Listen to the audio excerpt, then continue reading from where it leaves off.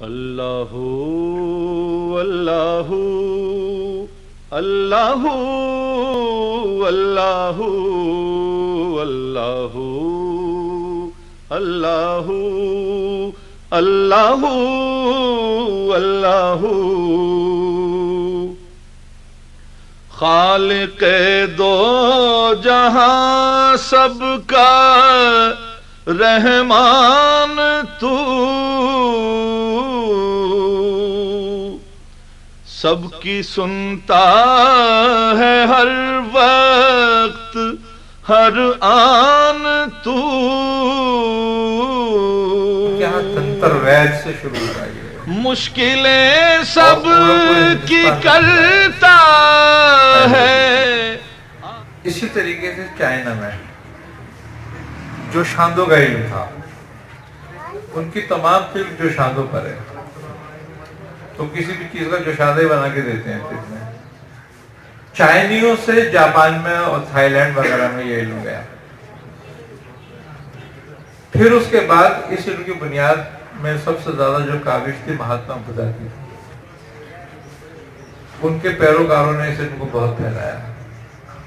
ہمارے یہاں پھر جب یہ طب حضرت ہود علیہ السلام کے ذریعے پھر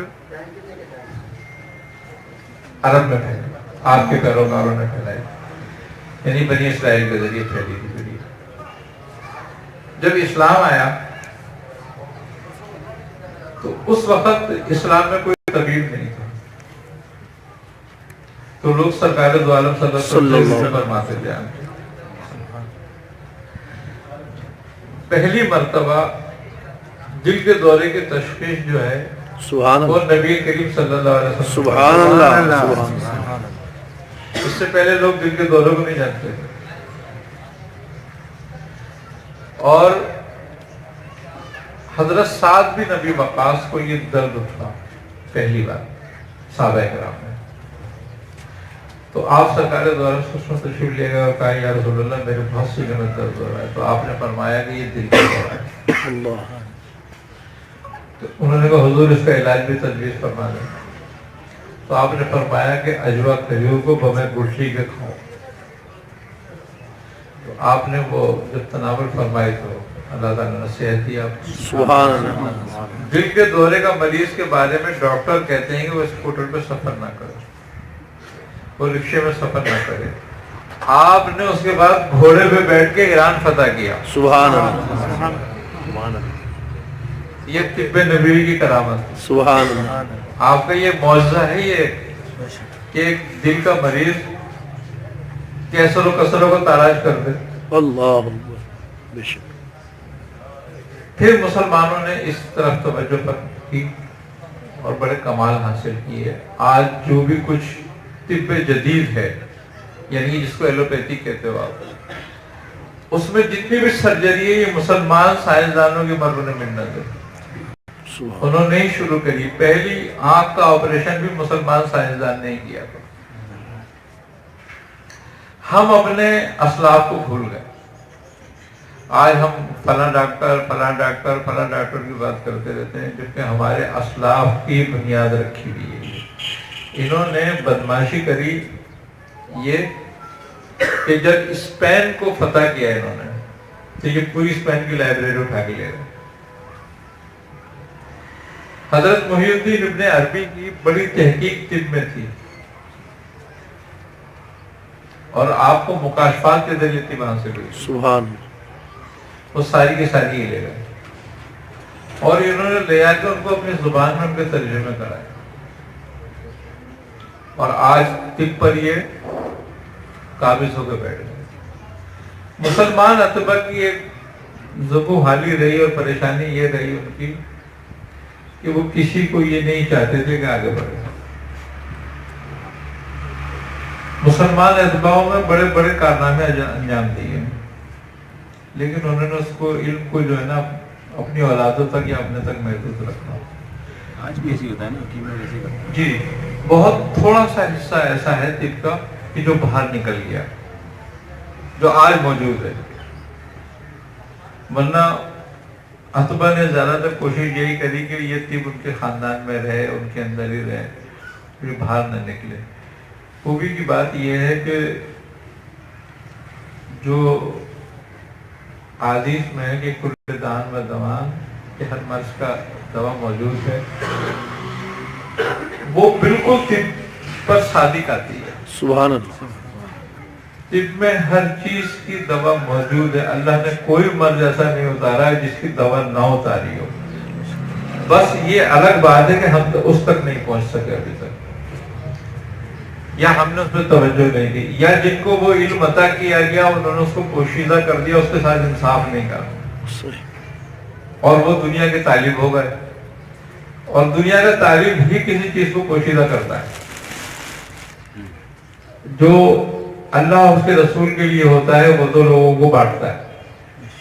سبحان اللہ. جو اپنے لیے ہوتا ہے وہ پھر اس کو بخیل سے کام لیتا ہے. آج بخالت کے باوجود یہ جو اسباب موجود ہے اور یہ چیز موجود ہے، تو یہ بس کچھ لوگوں کی مرہون منت ہے کہ جنہوں نے اس پہ کاوشیں کری اور وہ آج پھیل گئی. اگر دیکھا جائے تو طب جو ہے فطرت کے مطابق ہے. سبحان اللہ. انسان کی ایک فطرت ہے. آپ روٹی کھا کے پیٹ بھرتے ہو، اگر آپ کو وٹامن کا کیپسول کھلا دیا جائے منرل کا تو آپ کو پیٹ نہیں بھرے گا اس سے، آپ زیادہ دن نہیں جی سکتے. آج تک انسان کی جو مشینری ہے سب سے زیادہ پیچیدہ ہے. آج جو جدید تحقیق ہے اور جو جدید ٹیسٹ ہیں وہ بھی صرف ایک محدود حد تک ہی اشارہ کر سکتے ہیں. بس ابھی یہ اس کی انسان کی پوری بیماریوں اور پورے اس کے علاج تک نہیں پہنچ سکے، نہ پہنچ سکیں گے کبھی. یہ پوری تحقیق کر رہے ہیں اس کی کیسوں پورے میں کیا ہے. بہت مختصر سے پہنچے ہیں، اور جہاں تک یہ پہنچے ہیں ان کا وہاں کا ایجنڈا بھی بڑا خطرناک ہے. پوری جو ایلوپیتھک ہے جس کو ہم طب فرنگ کہتے ہیں، اس کا ایک ایجنڈا ہے. اصل میں اس کے بینیفیشری جو ہے نا وہ یہودی ہیں، اور اس کے جو انویسٹر ہیں وہ بھی یہودی ہیں. وہ ایک مختص کرتے ہیں ایک بجٹ تحقیق کے لیے، لیکن ان کا جو تحقیق کرنے کا طریقہ ہے وہ یہ ہے کہ جو بھی سائنسدان اس پہ تحقیق کرتے ہیں فزکس پر، وہ ان کو ایک ہدایت کے ساتھ تحقیق کرتے ہیں. اور ان کی تحقیق کا طریقہ یہ ہے کہ بس تحقیق وہ کرو کہ جس سے مرض رکا گئے، مرض ختم نہ ہو. اگر مرض ختم ہو گیا تو پھر تمہاری تو تجارت ہی بند ہو گئی، لیکن مرض رکا رہا تو وہ تمہارا گاہک ہو گیا. تو وہ ایسے ہی ایجاد کرتے ہیں کہ جو تم ساری عمر دوا کھاتے رہو، ایک بار تمہیں وہ دوا کھلا دی جائے بس تم ساری عمر اس کو کھاتے رہو، تم نہ چاہتے ہوئے بھی یہودیوں کو مددگار ہو. مجبور ہے ان کے آگے، مجبور ہو تم ان کے آگے کہ تمہیں ان سے ہی دوا لے کے کھانی ہے. آج ایک بلڈ پریشر کا مرض ہے مثال کے طور پر کسی کو ہو جاتا ہے تو وہ ساری عمر بلڈ پریشر کی گولی کھاتا ہے. اب بلڈ پریشر کی گولی کتنے کی آتی ہے؟ اگر 10 روپے کی آتی ہے تو ایک فرد 300 روپے کا ان کا ہو گیا، گاہک ہو گیا. اب وہ کتنا ہی بڑا دشمن ہے یہودیوں کا، لیکن 300 روپے کی فنڈنگ ان کو کر رہا ہے. اور جبکہ انہوں نے تمہیں اتنا ڈرا دیا. اب ہمارے ہاں اگر آپ نیچرل پہ آ جاؤ تو اب 3 دانے 5 دانے اگر آلو بخارے کا شربت بنا کے روز پی لو تم تو تمہارا بلڈ پریشر ختم ہو جاتا ہے. سبحان اللہ، سبحان اللہ. فطرت کے مطابق ہے نا. خون کا جوش وہ دور کر دیتا ہے، خون اعتدال پہ آ جاتا ہے، اور اس سے خاتمہ بھی ممکن ہے بلڈ پریشر کا، ہمیشہ کے لیے خاتمہ ہو جاتا ہے. مقصد وہ یہ کہنے کا. تو بات یہ ہے کہ ہمارے ہاں چونکہ ہمارے جو حکمران تھے وہ ان کا ایجنڈا تھا ایک، وہ چونکہ ان کے غلام تھے اور غلام ہیں اور غلام رہیں گے. ان کا ایجنڈا یہی ہے کہ انہی کو ترقی دو، انہی کو تربیت دو. دنیا کا ایک قانون ہے، ارسطو نے کہا تھا کہ جس کی طب ہوگی دنیا میں اس کی حکومت ہوگی. یہ کلیہ ہے. انہوں نے کہا جس کی طب ہوگی طب ہوگی اس کی حکومت ہوگی. آج فرنگی طب ہے, پوری دنیا میں کس کی حکومت ہے؟ یہودیوں فرنگی. فرنگیوں آج آپ کی طب کے لیے, آپ کی ترویج کے لیے, آپ کی کوئی بھی تعلیم کے لیے جب ابتدا میں اسلامی تعلیم باقاعدہ کی گئی اور اس کے نصاب بنائے گئے تو اس میں طب کو رکھا گیا بھی. باقاعدہ طور پر ایک عالم, ایک طبیب ہوتا تھا. بے شک. اور اس بات کا مقصد ہی یہ تھا کہ وہ طبیب روحانی اور طبیب جسمانی دونوں کا کام ادا کرے. جب انہوں نے یہ دیکھا کہ یہ تو کبھی بھی محتاج نہیں ہوں گے اور جس کی طب ہوگی اس کی حکومت ہوگی, تو ان کی حکومت کو ختم کرنے کے لیے ان کی طب ختم کی جائے. انہوں نے کیا کرا کہ کوشش کر کے نصاب سے طب کو نکلوا دیا. اب انہوں نے بولا ان کو فقہ پہ لے آؤ. فقہ حدیث ہمارے ہاں سب سے بڑا جو شعبہ ہے وہ حدیث کا ہے. کم و بیش آپ کے پاس اتنے طبیب نہیں ملیں گے جتنے محدث ملیں گے. کم و بیش اس شعبے میں کہتے ہیں 12-15 لاکھ سے زیادہ محدث ہیں, لیکن آپ کے پاس 5 لاکھ طبیب نہیں ملیں گے, اور آپ کے پاس 5000 سے سائنسدان نہیں ملیں گے. صرف اس کی وجہ یہ حضرت امام جعفر صادق کا شاگرد تھا جابر بن حیان. جابر بن حیان امام جعفر صادق کے شاگرد تھا. اس کا طب میں کیا کمال ہے؟ اس نے پوری دنیا کو یہ بتایا کہ سونا کیسے پرکھا جاتا ہے. تیزاب پہلی مرتبہ اسی نے بنائے تھے, جو آج طب فرنگ کی بنیاد ہے. جابر بن حیان کا کارنامہ ہے یہ, وہ امام جعفر صادق کے شاگرد تھے. تو اس کا مطلب کیا تھا کہ امام جعفر صادق سے وہ علم اس کے پاس آیا تھا. تو بات صرف یہی ہے کہ ہم جب انہوں نے یہ دیکھا کہ یہ تو محتاج نہیں ہوں گے کبھی بھی, تو جب کسی کو شکست دینی ہو تو اس کی اقتصادیات کو تباہ کر دیا جائے, اس کو محتاج کر دیا جائے, وہ اپنے آپ تباہ ہو جائے گا اور اپنے آپ شکست پردہ ہو جائے گا, اپنے آپ ہار مان دیتا ہے. تو انہوں نے یہ کرا کہ اگر یہ ان کے دین کو سمجھنے والے لوگ, جو دیندار لوگ ہیں, اگر یہ محتاج نہیں ہوں گے تو یہ تو ہمارے لیے مصیبت کھڑی کر کے رکھیں گے. لہذا انہوں نے یہ کرا کہ طب کو تدریس سے الگ کر کے 2 شعبے بنا دیے کہ علم فقہ اور حدیث کا شعبہ الگ کر دو اور علم طب کا شعبہ الگ کر دیا جائے. انہوں نے دونوں شعبوں کو الگ کر دیا, جس کا نتیجہ کیا نکلا؟ علماء جو تھے وہ مخلوق الحال ہونے لگے.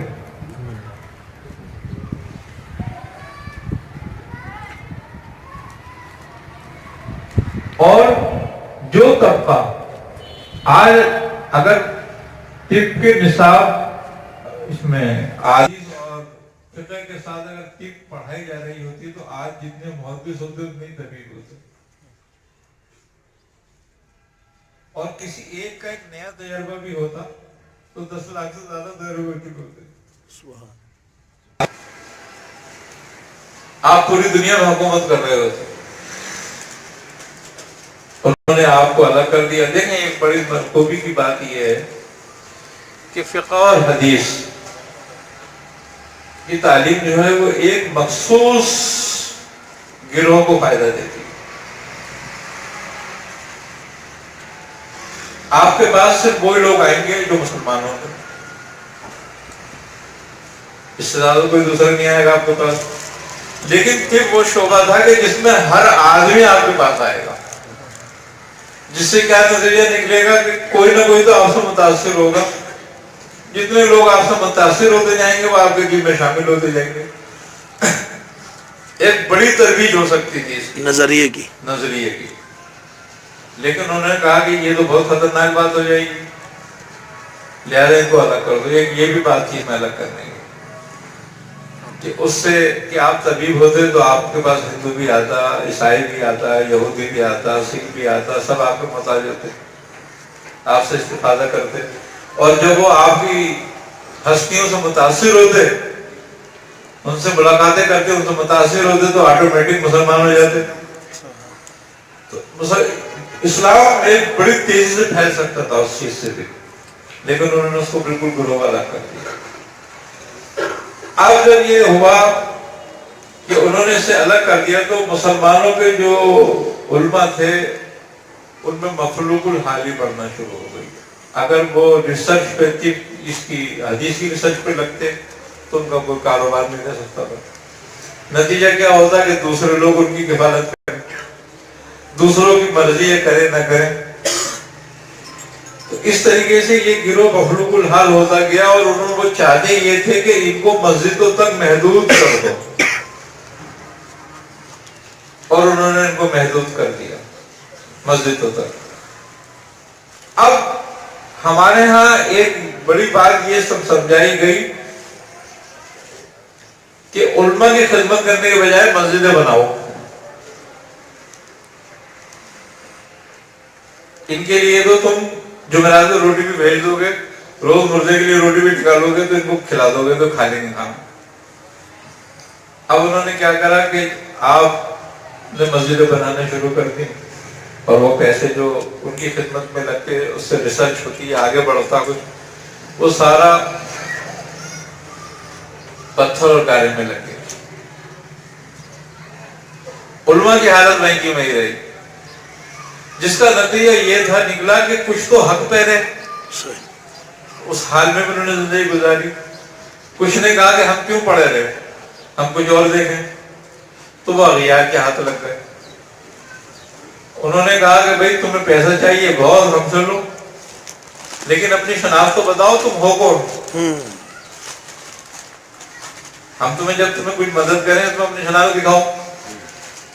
تو انہوں نے کہا شناخت کیا دکھائیں. اب انہوں نے سوچا کہ شناخت کیا دکھائیں, تو انہوں نے کہا پھر ایسا کرو کچھ کہ تمہارا کوئی گروہ بنے, تمہارا نظریات کوئی ہو.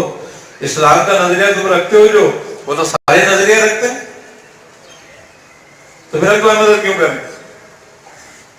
تو وہ اہل حدیث یہ وہ وجود میں آنا شروع ہو گئے, اور وہ لوگ وہ جو علماء جو دنیا کے طالب تھے وہ اس میں لگ گئے, اور انہوں نے ایک نیا گروہ بنا لیا.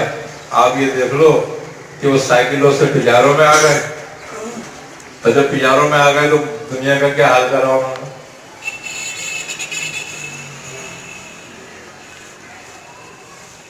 خوبی کی بات یہ ہے کہ اگر علماء کرام میں رہتی تو یہ محفوظ بھی رہتی, اعلیٰ سے اعلیٰ ہو بھی جاتی, اور ہمارے ہاں یہ فساد مخلوق الحالی کی وجہ سے جو پیدا ہوا یہ پیدا بھی نہیں ہوتا.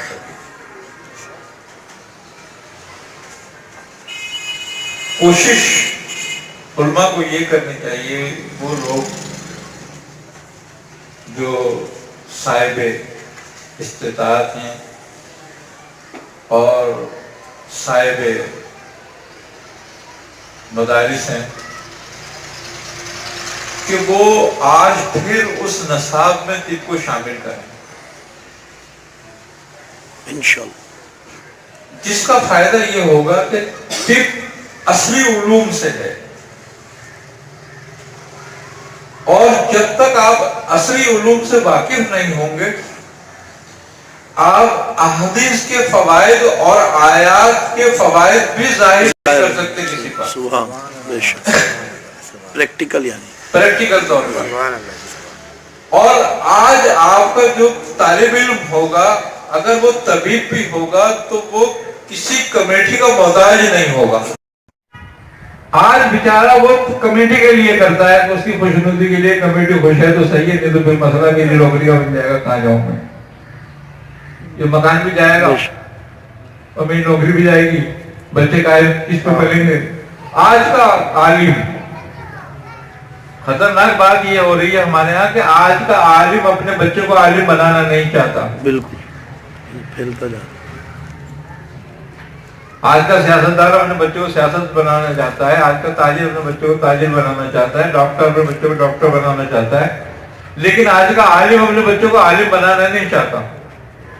وہ کہتا ہے کہ میں نے تو جیسے جیسے ٹکڑوں کو گزارا کر لیا, میں ان کو کیوں زندگی خراب کروں گی. اس کا مطلب یہ ہے کہ جو اسلام دین کا علم حاصل کرے زندگی خراب ہو رہی ہے. تو آج بھی چاہیے کہ ہم سمجھتے ہیں کہ تدریس کے اندر اصولی علوم کو بھی شامل ضرور کیا جائے, اور اس میں خاص طور پہ طب کو ضرور شامل کیا جائے, تاکہ یہ ہے کہ آج کا جو تعلیم ہو, علم ہو, وہ کل کا عالم بھی ہو اور طبیب بھی ہو, اور اس سے ہر طرح کے لوگ اور ہر مذہب اور ملت کے لوگ مستفیض ہوں. آج ہم پر یہی ایک وہ لگا ہوا ہے نا نشان کہ بھئی یہ لوگ جو ہے مشدد ہیں, شدت پسند ہیں, یہ ایک ہی گروہ کو دیکھتے ہیں, بس ایک گروہ کے لوگ ہیں, ہمیں مخصوص کر دیا, باندھ دیا. اسلام تو عالمگیر ہے.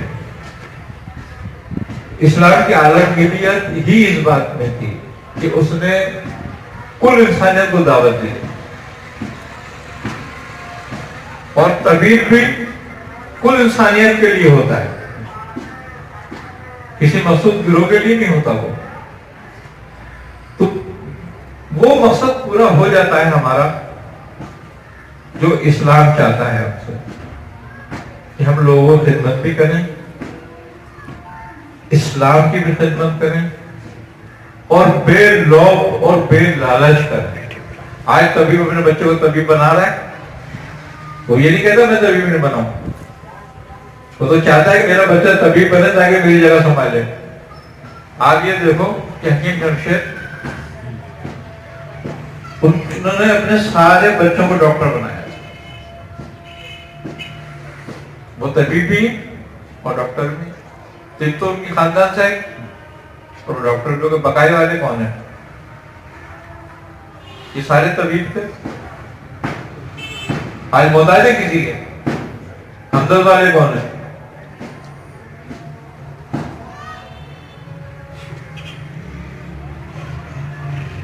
کتنے بڑے بڑے فنڈ ہیں ان کے پاس.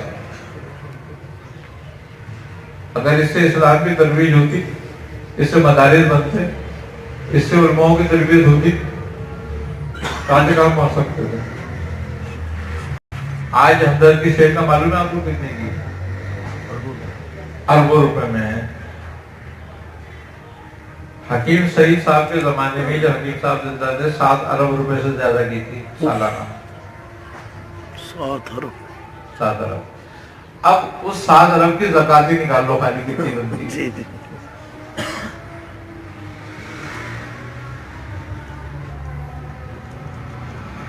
تقریباً 17-18 کروڑ روپے بنتی ہے خالی زکات ہی اس کی. خالی زکات.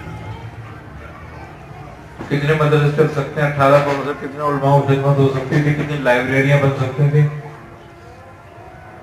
اور وہ یہ نہیں کہ ایک سال نکلتی, ہر سال نکلتی, ہر سال 18 کروڑ روپے, یعنی اگر لگاؤ تو 1.5 کروڑ روپے پر منتھ.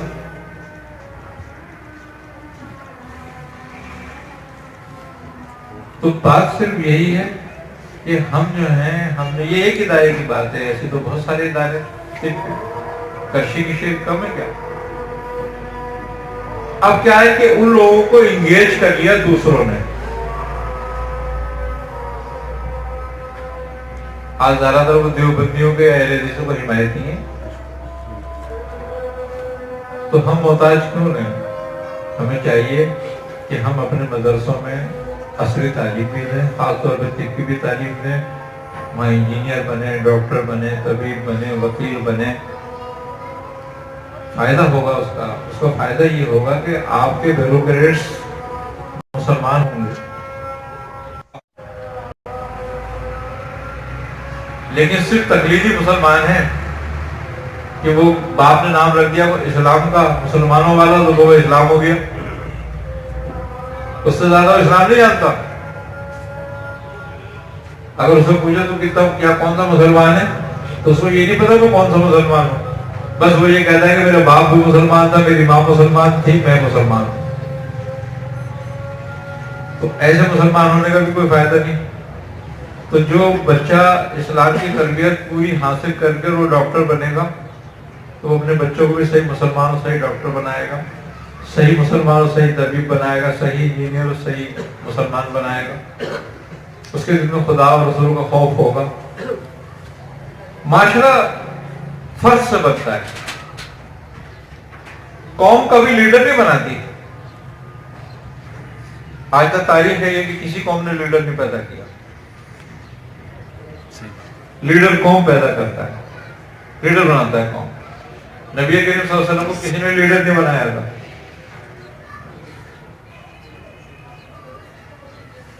لیکن وہ عرب جن کو گنتی نہیں آتی تھی انہوں نے کیسر اور کسرا کو تاراج کر دیا, رومیوں کی چھکے چھڑا دیے. آج کہتے ہیں ہم کہ ہماری اقتصادیات بہتر ہوگی تو ہم سب کچھ کر لیں گے. نہیں, ایسا کچھ بھی نہیں ہے. حضرت ابوبکر کے دور میں کون سی اقتصادیات تھی, حضرت عمر کے دور میں کون سی اقتصادیات تھی تمہارے پاس, کیا ذریعہ تھا تمہارے پاس؟ لیکن اسلام تھا, دین زندہ تھا. چیتھڑے باغ کے چپلے نہیں تھی تو پیروں میں چیتھڑے باغ کے جنگیں لڑی ہیں.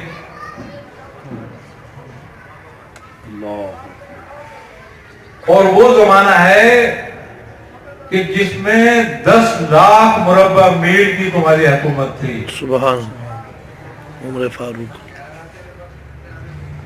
شیر اور بکری ایک گھر پہ پانی پیتے تھے. اسلام کا عہد زرین دور, تاریخ کا دنیا اسلام, یعنی کہ اسلام کی تاریخ تو ایک الگ بات ہے, انسانیت کی تاریخ کا سب سے عہد زرین دور گزرا ہے وہ. اسلام کی تاریخ میں کبھی ایسا دور نہیں گزرا کبھی بھی. وہ لوگوں کا دور جو پیروں میں چیتھڑے باندھ کے جنگیں لڑ رہے ہیں, اللہ وہ تلوار بھی ایک دوسرے کو دے رہے ہیں کہ اب تو لے لے, تو لے لے. بات یہی ہے خالی کہ ان کو دین کی سمجھ تھی. آج ہم کتنے ہی طاقتور ہیں, ہمارا میزائل ہے, سب کچھ ہے, لیکن دین کی سمجھ نہیں ہے, دیندار نہیں ہے, وہ جذبہ نہیں ہے. تو بات یہی ہے کہ دیندار بنائیں اور صرف تعلیم ہی نہ دیں بلکہ ان کے اندر بھی دین جگائیں, ان کے اندر بھی جذبہ پیدا کریں. کیوں سرکار دو عالم صلی اللہ علیہ وسلم نے فرمایا کہ میں تمہارے پاس 3 چیزیں چھوڑے جا رہا ہوں, ایک قرآن, ایک سنت, اور ایک اپنے اہل بیت. اہل بیت سے چھوڑنے کی مراد ہی محبت ہے کہ اپنے اہل بیت, اپنے اہل بیت کو تم اہل بیت کی محبت سکھاؤ. کیونکہ جو جذبہ محبت کا کر جاتا ہے جو کچھ وہ علم نہیں کرتا. تو علم کے ساتھ ساتھ اہل بیت کی محبت بھی سکھاؤ تاکہ ان میں دین اندر اترے. خوبی کی بات یہ ہے کہ دین محبت کے بغیر نہیں اتر سکتا. تمہاری زبان پہ تو رہے گا, تمہارے حلق سے نیچے نہیں آئے گا. آج دیکھ لو خارجیوں میں کیسے کیسے قرآن پڑھنے والے ہیں, کیسے کیسے عالم ہیں, کیسے کیسے وہ اپنے آپ کو متقی سمجھتے ہیں, انہوں کو مشرک اور کافر کہہ کر ہی قتل کرتے ہیں. اور وہ آیات جو کفار کے لیے تھی, مشرکین کے لیے تھی, وہ مسلمانوں پہ لگا لگا کے ان کو قتل کرتے ہیں, اس لیے کہ ان میں محبت نہیں ہے. ان کو وہ محبت نہیں عطا کی گئی جو اہل بیت کی تھی. اگر وہ عطا کر دی جاتی تو یہ شفاف نہیں ہوتے. تو بات یہی ہے کہ ہمیں چاہیے یہ بھی حد الامکان کوشش کریں جہاں تک ہماری کوشش ہو کہ علاج بالغذا ہو. اور جب اور کوشش کریں کہ علاج بالدوا بھی فطری علاج کریں. جب دیکھیں کہ اس سے بھی کامیابی نہیں ہو رہی ہے تو پھر آگے بڑھے, کچھ پھر غیر فطرت پہ آتا ہے آدمی. لیکن اگر شروع سے ہم اسی کو اپنا لیں, کہتے ہیں کہ جو علاج غذا سے کر لیتا ہے اسے دوا کی ضرورت نہیں ہوتی. اور جو دوا فطرت کے مطابق کرتا ہے اس کی زندگی لمبی ہو جاتی ہے, اور جو پھر اپنے غیر فطرت پہ آ جاتا ہے, فطرت سے ہٹ جاتا ہے, وہ اپنی زندگی کو کم کر لیتا ہے. آپ کو زندہ رکھتی ہے فطرت کے مطابق. قرآن بھی کہہ رہا ہے کہ اللہ کی حدوں کو نہ چھوؤ, ہے نا؟ کیوں؟ کہ وہ حد فطرت کے مطابق ہے. جب ان سے نکلو گے تم غیر فطری ہو جاؤ گے. تو غیر فطری ہونا دونوں باتیں ہیں, کہ اپنے آپ کو بھی برباد کرنا اور اپنے معاشرے کو بھی برباد کرنا. ایک چھوٹی سی بات ہے, بات کر رہا ہوں, میں روزانہ 100-150 مریض دیکھتا ہوں اور 30 سال سے دیکھ رہا ہوں. کتنے مریض آج کے دور میں جتنی نامرضی پھیلی ہے پہلے کبھی نہیں. اللہ 15 سال پہلے کی بات کر رہا ہوں کہ میرے پاس اگر مریض آتے تھے, 100 مریض آتے تھے تو 1-2 وہ بھی اوور ایج لوگ آتے تھے, 2-3, کہ کوئی طاقت کی دوا دے دی جائے. آج 100 میں سے نا 30 مریض اسی بات کے لیے آتے ہیں, اس میں جوان لڑکے زیادہ ہیں, بوڑھے کم ہیں.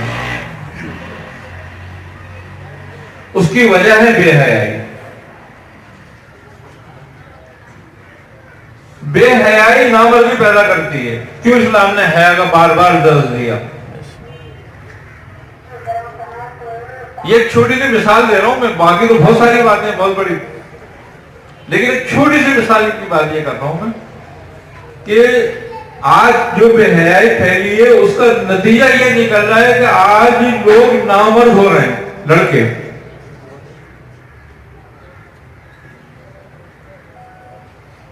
یہ صرف بے حیائی کی وجہ سے.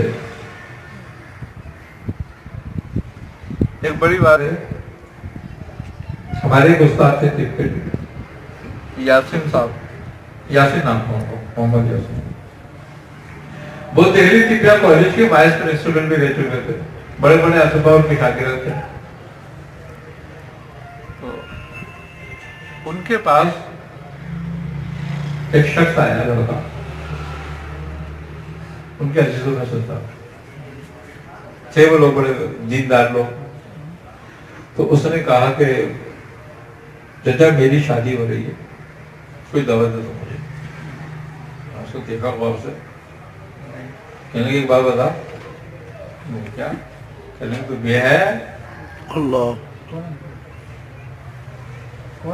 اس نے کہا نہیں ایسی بات نہیں ہے. تو پھر انہوں نے کہا تجھے کیا کی ضرورت ہے دوا کی, جا تجھے دوا کی ضرورت نہیں ہے, بیاہوں کو ہوتی ہے دوا کی ضرورت. اس ور میں بولے بے حیاؤں کو دوا کی ضرورت ہوتی ہے, حیا دار کو نہیں ہوگی. وہ واقعی اس کو آج بھی وہ زندہ کہتا ہے مجھے آج تک کوئی دوا کی ضرورت نہیں. اب بتاؤ اسلام کا کلیہ ہے حیا.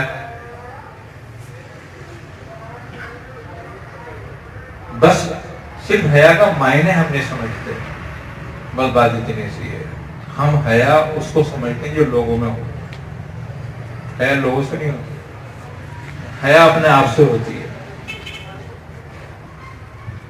جس نے اپنے آپ سے حیا کر لی وہ حیا والا ہے. جو لوگوں سے کرتا ہے وہ حیا والا نہیں ہے, وہ منافق ہے. اس لیے لوگوں سے ڈر کے کرتا ہے. اصل حیا تو اس کی اپنی ہے کہ مولا کائنات علی کرم اللہ وجہ کا فرمان ہے کہ مومن کی خلوت اس کی جلوت سے پاک ہو.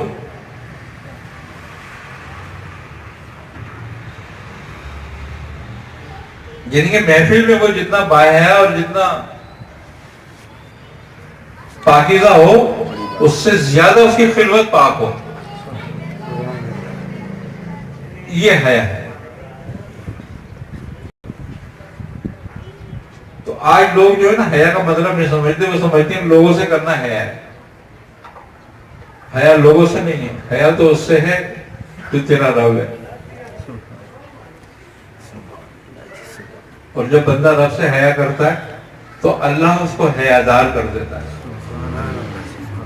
اور پھر اللہ اس کو ہر مصیبتوں سے، ان سے جو بے حیائی سے پیدا ہوتی ہے اس سے دور محفوظ کر دیتا ہے۔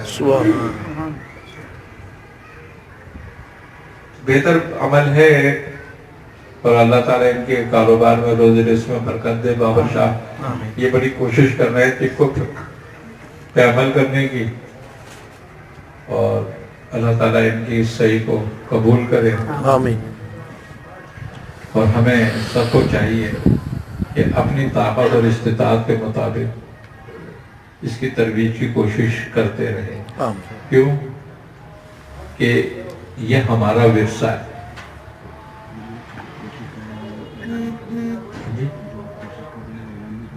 جی ہماری ایک کوشش یہ بھی ہو رہی ہے کہ مفتی عبد البارک صاحب کے جو ادارہ ہے اس میں ایک طب کے کالج کے لیے کوشش کر رہے ہیں ہم کہ اس میں باقاعدہ طور پر طبیہ کالج بنا دیا جائے۔ سبحان اللہ۔ بس آپ بھائیوں سے بات گزارش ہے کہ سب دعا کریں اس مقصد کے لیے کہ اللہ تعالیٰ ہمیں اس میں کامیاب کرے۔ اللہم آمین۔ اور ہماری کوشش تو یہ ہوگی کہ ہم ہر اپنے ادارے کے لوگ انشاءاللہ طالب علموں کو وہاں لے کر آئیں، اور اس میں اسلامی تعلیمات کے ساتھ ساتھ فروغ طب کے لیے بھی اس کی بھی تعلیم دی جائے، تاکہ کوئی طالب علم جو ہے وہ کسی کا محتاج نہ ہو انشاءاللہ۔ کہ اللہ تبارک و تعالی برکت دے اور ہمیں ہمارے مشن میں کامیاب کرے۔ آمین۔ اللہ تبارک و تعالی بابر شاہ کے بھی روزی رزق میں برکت دے۔ آمین۔ اور یہ جو کام کا ابتدا کرنے جا رہے ہیں اس میں خیر و برکت ہو اور ترقی ہو۔ اللہ تبارک و تعالی نیتوں کو دیکھنے والا ہے۔ بے شک اللہ تعالیٰ ان کے نیت میں اور عمل میں اللہ تعالیٰ ان کو ثابت قدم رکھے۔ آمین۔ بس میں تو یہی گزارش کر سکتا تھا، آپ دعا کر دیں ان کے لیے کہ یا الہ العالمین اپنے حبیب صلی اللہ علیہ وسلم کے صدقہ طفیل میں اس کاروبار میں اور اس کاروبار سے منسلک لوگوں کو دن دگنی رات ترقی عطا فرما۔ یا الہ العالمین ہمیں اس کے ذریعے صحیح اسلام کی خدمت کرنے کی توفیق عطا فرما۔ یا الہ العالمین ہمارے دلوں میں سرکار دو عالم صلی اللہ علیہ وسلم کی سچی اور حقیقی محبت عطا فرما۔ یا الہ العالمین ہمیں ہر طرح کی گمراہیوں سے محفوظ فرما۔ آمین۔ ہر طرح کی محتاجگیوں سے محفوظ فرما۔ ہر طرح کی ذلتوں سے محفوظ فرما۔ یا الہ العالمین ہر طرح کی نعمتیں، رحمتیں، برکتیں، ہدایتیں عطا فرما۔ یا الہ العالمین اپنے حبیب صلی اللہ علیہ وسلم کے صدقہ طفیل میں اہل سنت والجماعت کے تمام اکابر اور کارکنوں کی حفاظت کر۔ آمین۔ یا الہ العالمین اپنے حبیب صلی اللہ علیہ وسلم کے صدقہ طفیل میں ہمیں دشمنوں پہ تسلط عطا فرما۔ یا الہ العالمین ہمارے دشمنوں کو، اسلام کے دشمنوں کو زیر فرما۔ آمین۔ یا الہ العالمین اپنے حبیب صلی اللہ علیہ وسلم کے صدقہ طفیل میں شام کے جو مظلوم لوگ ہیں ان پہ جو ظلم ہو رہا ہے، یا الہ العالمین ظالموں کو نیست و نابود اللہم آمین اور مظلوموں کی حمایت فرما۔ یا الہ العالمین ان کو پناہ عطا فرما۔ اللہم آمین۔ یا الہ العالمین دنیا میں تمام مسلمانوں کی داد رسی فرما۔ اللہم آمین۔ ان سب کو یا الہ العالمین ظالموں اس کے شر سے محفوظ فرما۔ اللہم آمین۔ حاسدوں کے حسد سے محفوظ فرما۔ اللہم آمین۔ یا الہ العالمین اپنے حبیب صلی اللہ علیہ وسلم کے صدقہ طفیل میں ہماری دعاؤں کو قبول فرما۔ آمین۔ ہمارے کبیرہ صغیرہ گناہوں کو معاف فرما۔ ہماری سب کی مغفرت فرما۔ ربنا تقبل منا انك انت السميع العليم وتب علينا انك انت التواب الرحيم اللهم صلى الله تعالى على خير خلقه نور عرشه زينة فرشه محمد وعلى آله وصحابه وجميع الأنبياء والمرسلين وعلى ملائكة المقربين وعلى عباد الله الصالحين